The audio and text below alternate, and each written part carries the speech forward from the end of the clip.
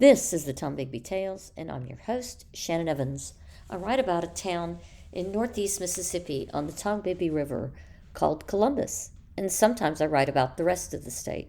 This episode is titled A Confederate Captain's Story, William Washington Humphries. In the sweltering summer of 1841, as cotton fields stretched across the Mississippi landscape, a boy was born who would later become a notable figure in both military and political circles of the American South.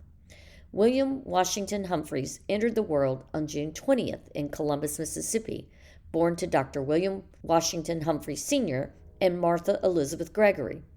The Humphries family was well established in the community, with Dr. Humphries running a successful medical practice that served both wealthy planters and common townspeople alike. Young William showed exceptional promise in his academic pursuits from an early age. He showed that he excelled particularly in rhetoric and mathematics at the Columbus Male Academy, where teachers noted his natural leadership abilities and sharp intellect. By 17, he had earned admission to the prestigious University of North Carolina, graduating in 1858 with honors. His college years exposed him to leading intellectual debates of the time, including heated discussions about states' rights and slavery that would soon tear the nation apart. His ambitions led him to pursue legal studies at Cumberland University Law School in Tennessee, where he studied under Judge Nathan Green Sr., one of the South's most respected legal minds. After obtaining his degree in 1860, he returned to Columbus to establish his practice, focusing primarily on property law and civil disputes.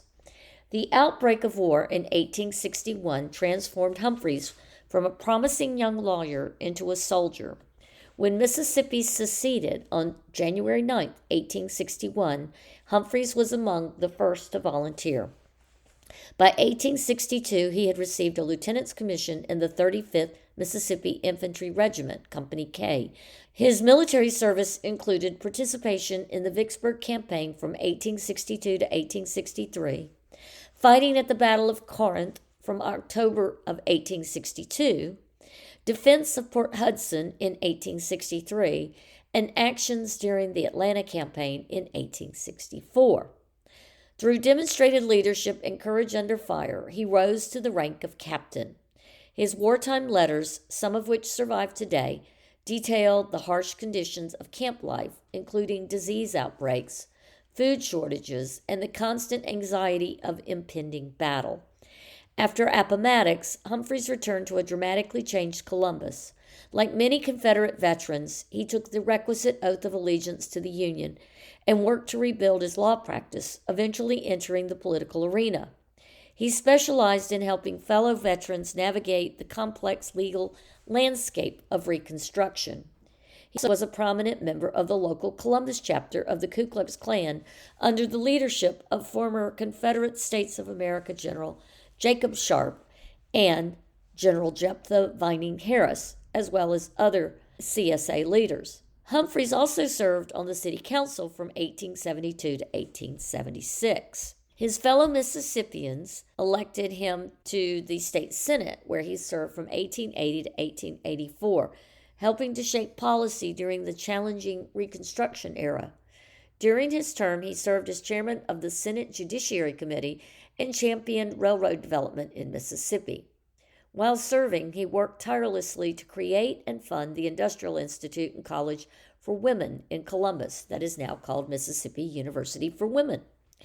Humphries' personal life reflected the complex social fabric of the post-war South.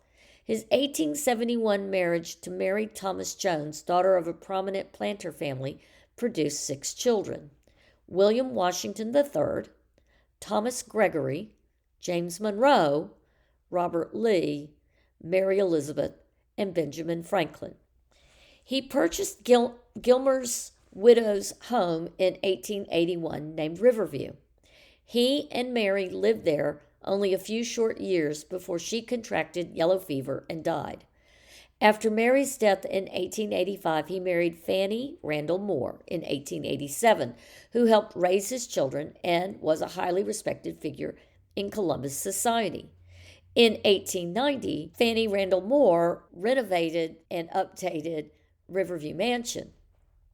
Humphrey's health began declining in late 1903, possibly due to complications from old war wounds. On February 6th, he passed away at the age of 62 in his home. His funeral was one of the largest Columbus had seen, attended by Confederate veterans, political colleagues, and citizens from all walks of life. He was laid to rest in Friendship Cemetery in Columbus, the same city where his life's journey had begun. His grave, marked with his Confederate service record, stands as a testament to a life that spanned one of the most tumultuous periods in American history.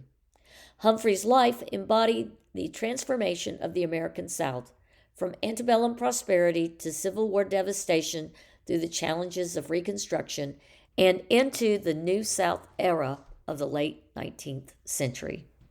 I want to thank you for coming on my podcast, The Tom Bigby Tales. Until next time.